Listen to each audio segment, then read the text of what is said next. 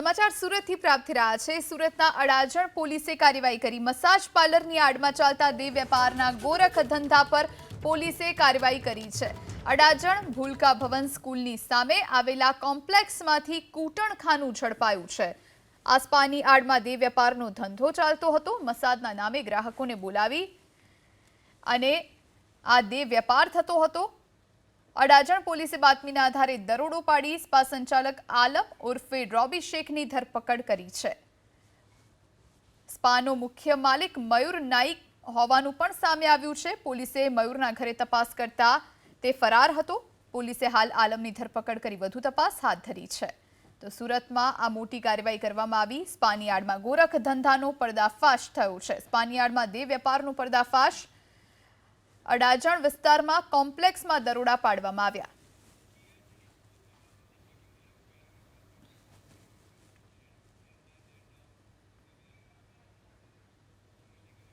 તો સ્પા સંચાલક આલમ ઉર્ફે રોબી શેખની ધરપકડ કરવામાં આવી છે। મુખ્ય માલિક સ્પાનો મયુર છે, જેને લઈ અને હવે તપાસનો ધમધમાટ કરવામાં આવ્યો શરૂ।